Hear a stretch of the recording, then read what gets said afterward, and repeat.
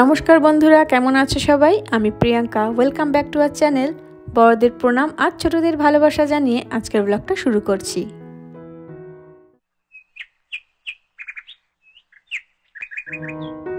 Good morning সকলকে। প্রথমে সবার কাছে ক্ষমা চাইছি যারা আমার ব্লগের জন্য এতদিন ধরে অপেক্ষা করছিলে।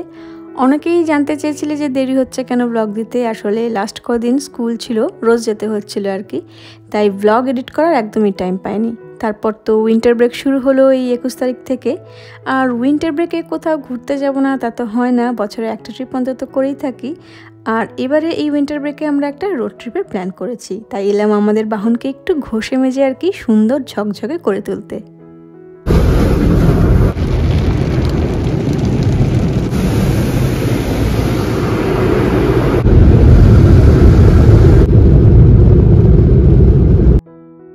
যেখানে আমরা এই কার ওয়াশ করাই, সত্যি আমাদের গাড়িটির লুক একেবারে গ্রেট করেই তোলে।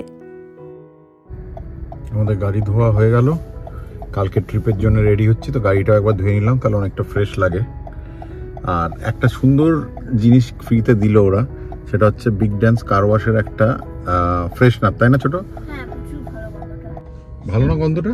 হ্যাঁ, সেন্টটা মনে হয় কিছু একটা ক্রিসমাসের মতন, কি একটা পাইনের মতন, ঠিক পাইন নয়, মানে কেমন একটা জানা খুব মিষ্টি গন্ধটা কিন্তু। হ্যাঁ, কারণ এটা ক্রিসমাসের গন্ধ। হ্যাঁ, গাড়িটা একদম ওয়াশ করার পরে পুরো নতুনের মতন লাগছে। অনেকদিন পর গাড়িটা ওয়াশ করা হলো, টায়ারগুলো পুরো শাইন করছে এখন।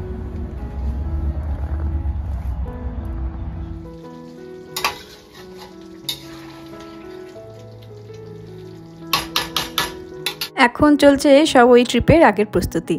এইসব রান্নাবান্না করে নিয়ে যাচ্ছে আর কি মেয়েদের জন্যই, কারণ কোথায় কি পাবো না পাবো, কি খেতে পারবে না পারবো, ওই টেনশন আর একেবারেই রাখতে চাইছি না। আর বারবার ওই রেস্টুরেন্টে তো খাওয়াও যায় না, পেট আর পকেট কোনোটার জন্যই ভালো নয়। তুমি কি করছো বাবা? বাক্সটা থাকাতে খুব সুবিধা হয়েছে। এটার মধ্যে কুচখাচ স্ন্যাক্স, তারপরে কিছু ছোট ছোট তোদের ওই কেক ফেকগুলো এটার মধ্যে ঢুকিয়ে নিলাম। তো এটা মোটামুটি ডান। থালা বাটি কয়েকটা তো নিয়ে যাওয়া হবে ওখানে, আর তোর মা রান্না করছে দেখেইছিস, তাই না? তো মা ওই জন্য নিয়ে যাবে রান্না করে কিছু, সেটার জন্য থালা বাটিও আমরা নিয়ে যাচ্ছি। সব খাবার রেডি হয়ে গেছে, ফ্রাইড রাইসও ডান, এদিকে চিকেনও মোটামুটি ঠান্ডা হয়ে গেছে, ওর ফ্রিজে ঢুকিয়ে দিতে হবে। আর এটা আবার ছোটোর রিকোয়েস্টে ওর মা বানালো ব্রাউনি, তো এটাও নিয়ে যাবে, নাহলে ও মাথা খেয়ে দেবে রাস্তায়, নাহলে বলতেই থাকবে মা ব্রাউনিটা বানালে না। তাই আপাতত এটা, কালকে দেখা যাক সকালে কি করা যায়। আর কুমড়োর তরকারিও করা আছে একটা, এই কুমড়োর তরকারিটা নিয়ে যাবো কালকে আমরা। যদি সময় পাই ঘরটা গোছানোর পর, তাহলে লুচি করবো। লুচি মানে পুরি আটার। আচ্ছা, হ্যাঁ, যদি সময় পাওয়া যায় সকালে তাহলে করে এটা তাহলে নিয়ে যাওয়া যাবে, রাস্তায় খেয়ে নেবো। চলো, রাত হয়েছে অনেক, 12টা বাজতে যায়, শুয়ে পড়ি এবার আমরা, কালকে তাড়াতাড়ি উঠতে হবে সকালে। আমরা রেডি বেরোনোর জন্য। এসব জুতো টুতো পরা হচ্ছে, জিনিসপত্র সব গাড়িতে লোড হয়ে গেছে।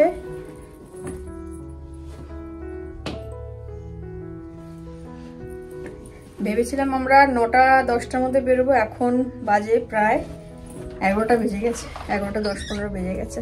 চলো তাড়াতাড়ি বেরোই, যত তাড়াতাড়ি বেরোবো এখান থেকে তাড়াতাড়ি পৌঁছতে পারবো, কারণ প্রায় 6 থেকে 7 ঘন্টার জার্নি।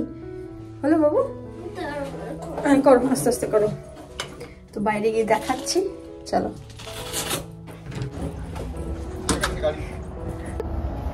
হয়ে গেছে লোড, দেখো 5 দিন মতন না, 5 দিনের কত টু। খাবারটা নষ্ট হবে না তো? এর উপর ব্যাগটা রেখে দিয়েছি জায়গায়। না, খাবার নষ্ট হবে না, শীতের জায়গায় যাওয়া ওখানে তো। হ্যাঁ, প্রায় এখান থেকে 10-20 ডিগ্রি তো কম। আর যে স্টোন মাউন্টেনে যাব, ওখানে মারাত্মক ঠান্ডা, কিন্তু এর উপর আরো 2-3টে লেয়ার পড়তে হবে। রোড ট্রিপে যেমন আনন্দ আছে তেমনি কষ্টও আছে, কিন্তু আনন্দ বলতে যেমন অনেক কিছু ক্যারি করা যায়, এই ফ্লাইটের মতন লিমিটেড বাক্স নিয়ে যাব এমন কিছু নয়। আর রাস্তার চারিপাশের ভিউটাও বেশ এনজয় করা যায়। আর কষ্ট বলতে বাচ্চাদেরকে একভাবে বসিয়ে রাখা। বাবুরা রেডি? দুগ্গা দুগ্গা দুগ্গা দুগ্গা জিপিএস সেট করি, And here we go. চলো দুগ্গা দুগ্গা start. Turn left to stay on Twinwood Lane, then turn এইবার left আজকে onto Heather Moss সারাক্ষণ Drive. বলতেই থাকবে। Turn left onto Heather Moss Drive, then turn right onto Town Loop Boulevard. আমরা এখন কটা বাজে? এখন 12টা বাজতে 15 মিনিট। আর এখন মিটারের মাইল হচ্ছে 11952। দেখা যাক কত আমরা ঘুরতে পারি রোড ট্রিপে।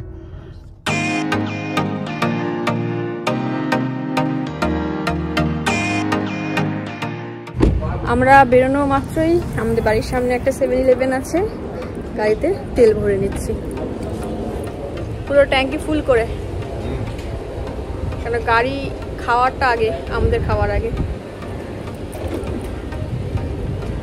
ভরে গেছে মোটামুটি, চলো ওঠো। হ্যাঁ চলো ওঠা যাক। এটা কোন রাস্তায় উঠলাম আমরা? এটা I-75 নর্থ, এটা পুরো ডাইরেক্ট এটাই যাবে অ্যাটলান্টা অবধি। I-75 মানে ইন্টারস্টেট আর কি এগুলো। হ্যাঁ 55 মাইল দেখাচ্ছে। হ্যাঁ 55 মাইল এখন সোজা চলতে থাকবে, তারপরে দেখবে আবার ওটা আপডেট হয়ে যাবে। তো মোটামুটি এটা পুরো আমাদের এখান থেকে ফ্লোরিডার থেকে অ্যাটলান্টাতে কানেক্ট করে আর কি। এটা দিয়ে পুরো সোজা শুধু ড্রাইভ করতে থাকবে। ইন্টারস্টেট। হ্যাঁ ইন্টারস্টেট।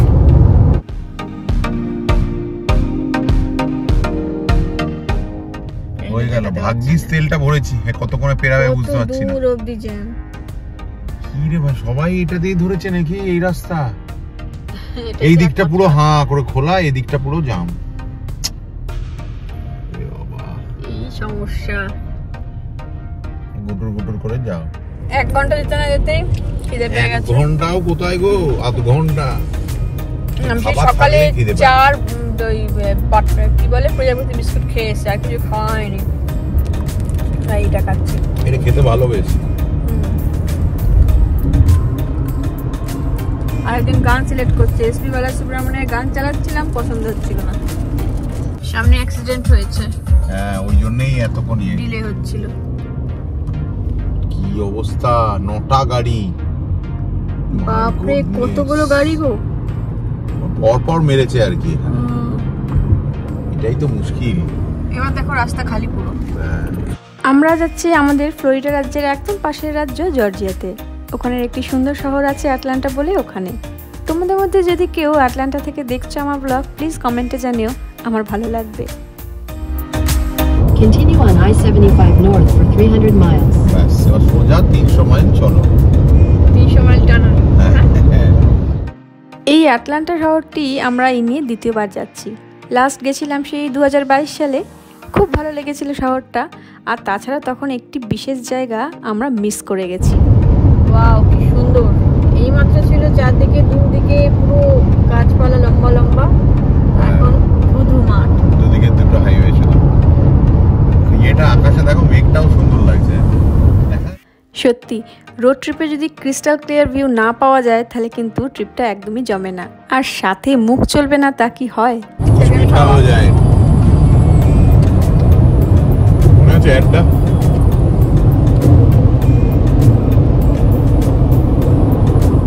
প্রায় 3 ঘন্টা পর আমরা এবার ফ্লোরিডা ছেড়ে জর্জিয়া ঢুকতে চলেছি।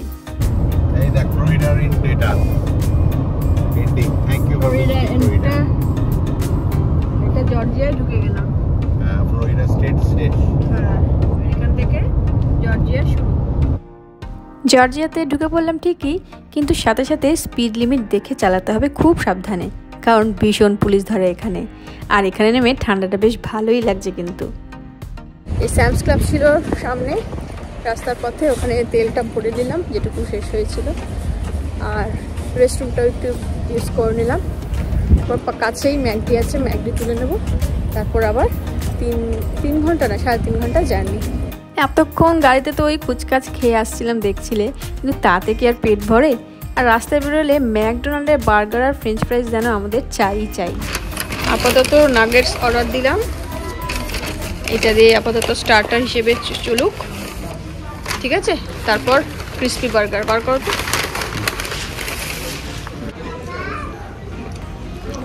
হানি মাস্টারটা ঠিক লাগছে না, র্যাঞ্চ আর বারবিকিউটা দারুণ লাগছে। আমার তো র্যাঞ্চটা ভালো লাগে। মেন কোর্স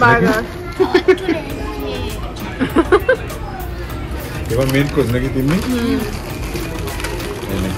বার্গার আর ফ্রেঞ্চ ফ্রাইস। একটা টিস্যু পেপারের উপর রেখে খা।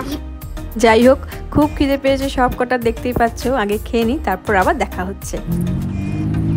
হয়ে গেল আমাদের খাওয়া দাওয়া, আমাদের ইঞ্জিন ভরে গেছে। এবার টানা, এবার হ্যাঁ এখানে কিন্তু এতটা ঠান্ডা লাগছে না এখন। জ্যাকেটটা সেন্টার আটকা না দরকার। আর 3.5 ঘন্টার জার্নি, এবার টানা চলতে হবে, আর থামা যাবে না। তেল নিতে হবে মাঝখানে। হ্যাঁ, ওয়েদারটা ব্যাপক লাগছে। বেশি ঠান্ডা কিন্তু এখনো হয়নি, রোদটা আছে বলে। হয়নি, রোদটা আছে, যখন রাতের দিকে হবে তখন বুঝবে। মার্চ করে গেছি, এবার পুরো টানা এখন 240 মাইল আরো যেতে হবে, মোটামুটি 3-3.5 ঘন্টা।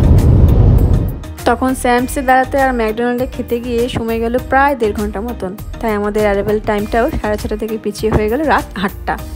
যদিও ওভারঅল আটলান্টা ডাউনটাউনটি খুব একটা সেফ নয়, খুব সাবধানে থাকতেই হয়, কারণ ছিনতাইবাজি হয়েই থাকে নাকি। কিন্তু আমরা ডাউনটাউন থেকে অনেকটাই দূরে থাকছি, আর লাস্টবার যে হোটেলে ছিলাম এবারেও সেই হোটেলেই থাকছি। দূর থেকে দেখা যাচ্ছে ডাউনটাউন। এই একই জায়গায় দুবার আসার কারণ কি জানো? আসলে গতবার খুব ঠান্ডা পড়েছিল এখানে, -2 কি 3 ডিগ্রি সেলসিয়াস হবে, আর থার্মাল বা ওয়ার্মার ওরকম গরম জামা নিয়েও যায়নি। এমনিতে মোটা মোটা ওই পাফার জ্যাকেটগুলো ছিল, কিন্তু তাতে কিছুই হচ্ছিল না, একদম থরথর করে কাঁপছিলাম। তাই এবার একদম প্রস্তুত হয়ে যুদ্ধে নেমেছি আর কি। যে জায়গাটা মিস করেছি এবার ফুলফিল করবই। দেখো, কথা বলতে বলতে 6-7 ঘন্টা জার্নিটা কত তাড়াতাড়ি তোমাদের সামনে তুলে ধরলাম, আর এসে পড়লাম আমাদের গন্তব্যস্থলে, হোটেল লা কুইন্টা। আমি হাঁপিয়ে গেলাম। তাই আমিও তো বসে চোখ ঘুমাইনি, আমি চোখ খুলে বসেছি। তাই বল, ভাগ্য বল না, আমিও চালিয়েছি। ওই আর কি। পৌঁছে গেছি। টেম্পারেচার এখানে 47 ডিগ্রি ফারেনহাইট। মালপত্র লোড হয়ে গেছে, সব কিছু মিলিয়ে 2টো ট্রলি লেগে গেছে। ব্যাগপত্র অনেক হয়ে গেছে, কারণ রাইস কুকার, চাল ডাল সব আছে, আর ঘরের যত ঠান্ডা জামা কাপড় ছিল সব এনেছি, কারণ গতবার এত ঠান্ডা লেগেছিল, এবার আর রিস্ক নিইনি। তাই ঠান্ডা লাগলে একটার পর একটা চাপিয়ে নেবো, আর মেয়েদেরও চাপিয়ে দেবো। যাই হোক, এটা হোটেলের লবি, এখানে ব্রেকফাস্ট খাওয়া হয়। আর এই হোটেলটা আমাদের আরেকটা কারণে ভালো লাগে জানো তো, কারণ এখানে কমপ্লিমেন্টারি ব্রেকফাস্টের সুন্দর ব্যবস্থা আছে, ফলে সকালে কি খাবো, কি খেতে দেবো বাচ্চাদের, ওই টেনশনটা থাকে না। আমাদের চেকিং ডান, চলো উপরে যাই। আর কাকতালীয়ভাবে একটা জিনিস ঘটেছে, বলছি তার আগে চলো ছোট্ট করে হোটেলের রুম টুরটা দিয়ে দিই। এটা একটা ছোট্ট ক্লসেট, জুতো আর জ্যাকেট রাখার জন্য, আর পাশে বাথরুম, ডাবের শ্যাম্পু, সাবান, towel, hair dryer, tissue paper সব আছে।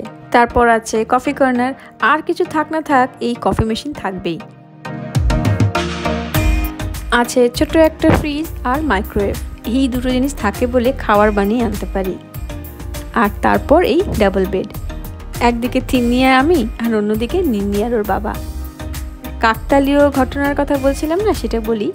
প্রথমে আমাদের যে রুমটা দিয়েছিল ওরা, ওটাতে দরজার একটু প্রবলেম হচ্ছিল বলে রুমটা চেঞ্জ করলাম। আর নতুন যে রুমটা দিল আমাদের, মানে এই রুমটা 2022-এ এই সেম রুমেই ছিলাম আমরা। তো যাই হোক, আটলান্টাতে এসে তো পৌঁছালাম, কোথায় আছি দেখিয়েও দিলাম। খুব যে হাইফাই হোটেল এটা তা নয়, একদমই সাধারণ। আর এরপর কোথায় কোথায় ঘুরলাম আমরা সব আসছে ব্লগে পার্ট করে। আপাতত এই প্রথম পার্টটা শেষ করলাম।